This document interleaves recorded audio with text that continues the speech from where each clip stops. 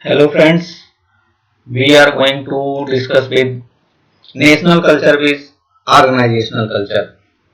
In this lecture, we will discuss about the concept of culture and symbols representing the most superficial values which defines the culture, national culture and organizational culture, and the six dimensions of Hofstede model. So, starting with the concept of culture. The word culture has three meanings. Literally, it means tilling the soil, cultivation.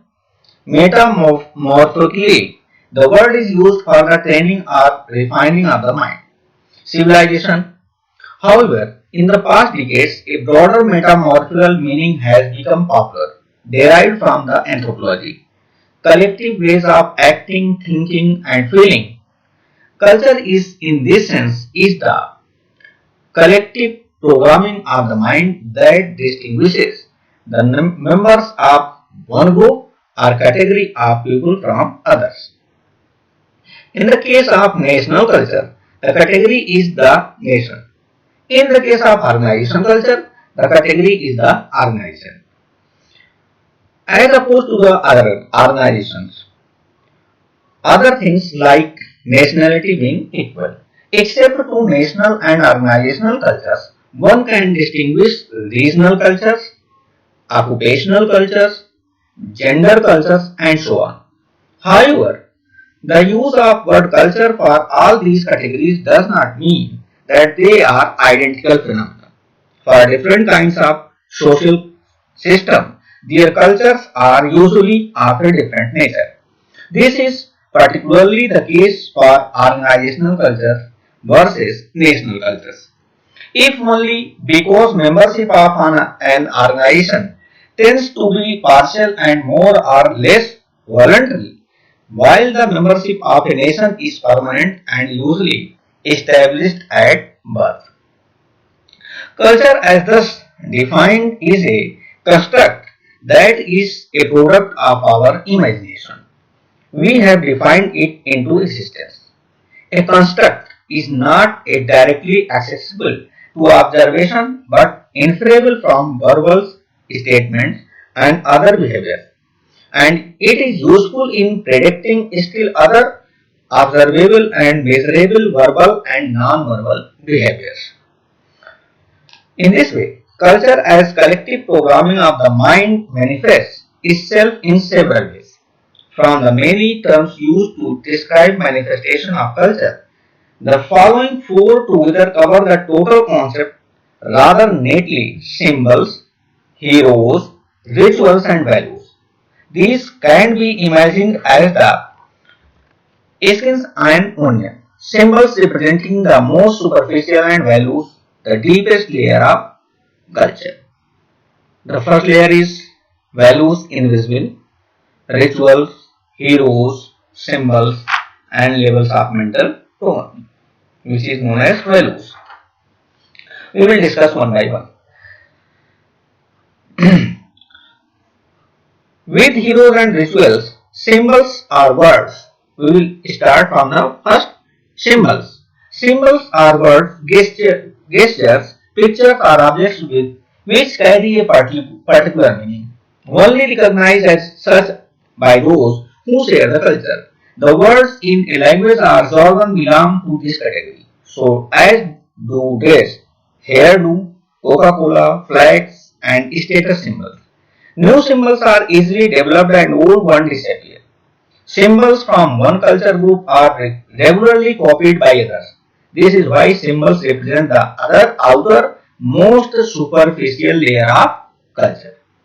Heroes are persons, as you know in the film city, whether they are alive or dead, real or imaginary, like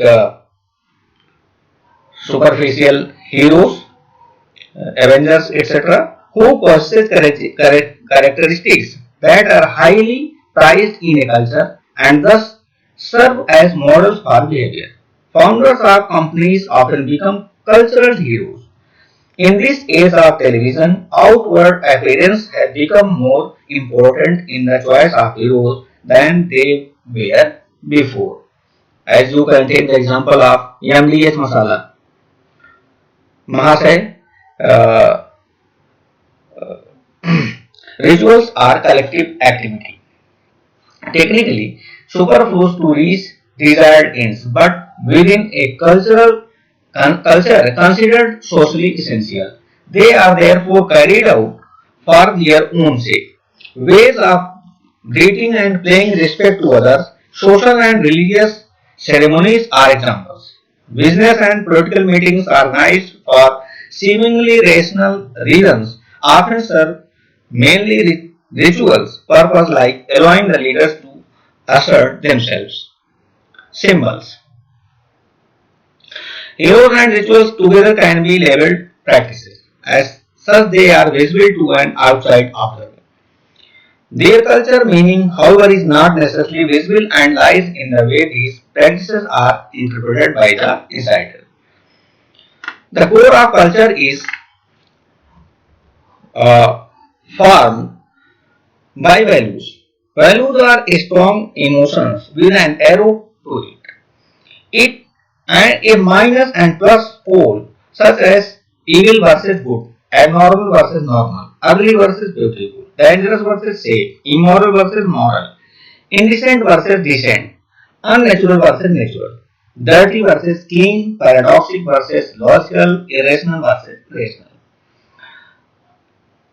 Values are among the first thing children learn, not consciously but implicitly. Because they were acquired so early in our lives, many values remain unconscious to those who hold them. Therefore, they can only rarely be discussed or directly observed by outsiders. Now, national culture with organizational culture. National culture is distinctive in the way that it significantly differs not only in terms of language, religion, and other factors, but also in terms of the way people of that nation perceive, behave, act, and hold the values in them. Formation of an organizational culture stems from the ideologies of the founders of the organizations, the basis of which are the values, beliefs, and assumptions of the founders. National cultures differ mostly at the level of values, while organizational culture differs mostly at the level of the more superficial practices, symbols, heroes, and rituals as I have discussed in previous slide. Organizational cultures oppose different organizations within the same countries. Now, I will take an example. We humans are born incompletely programmed. During the first 10 years of our lives, we possess an amazing capacity for absorbing complex, diffuse, and implicit mental programs. One example is learning a second language. When someone speaks another language accent-free, he or she most surely learned it as a child. With the outset of puberty, our ways of learning become more explicit and focused. We can still learn foreign language, but we will almost always retain an accent. As mentioned above, our early programming includes most of our basic values. We acquire these mental programs from our social environment, the family, the neighborhood, and early schooling. The right hand column of the figure, as you are seeing, shows which levels of culture are we acquired and in which period. We are born boy or girl and within a nation. Gender and nationality are therefore most decisive are our basic values. The school period mostly bridges puberty. The kind of school students attend relates to their social class and influences their future occupation. Our school education mixes both values and practices. Culture of work organizations are acquired through socialization at the workplace, which most people enter as adults, that is, with their basic values firmly in a place. A business culture like the culture of banking or of tourism can be placed somewhere between the occupation and the organization level, which is you have seen in form of the work. Now, national cultures differ mostly at the level of values, while organizational culture differ mostly at the level of the most superficial practices, symbols, heroes, and rituals. So, national culture differences are rooted in values learned before age 10. Children learn them from parents who are acquired them before age 10, so they are quite stable and take generations to be changed. Organizational culture are rooted in practices learned on the job and they can change much faster. Their implications for management are quite different as will be shown later. Comparing national cultures, here is Hofstede model for comparing national culture. There are 6 independent dimensions. Power distance, large versus small. Uncertainty means evidence, strong versus weak. Individualism versus collectivism. Masculinity versus femininity. Long-term versus short-term orientation. Indulgence versus restraint. We will discuss one by one. Power distance relate to solution for the basic problems of human inequality. Uncertainty evidence related to the levels of stress in a society in the face of an unknown culture. Individualism versus collectivism related to the integration of individuals into primary groups. Masculinity versus femininity related to the division of emotional roles between women and men. Long-term versus short-term orientation related to the choice of focus for pupils' effort, the future or the present and past. Indulgence versus restraint related to the extent of gratification of human desires for enjoying life. Power distance correlates with income inequality, respect for elders, polarization and violence in national politics.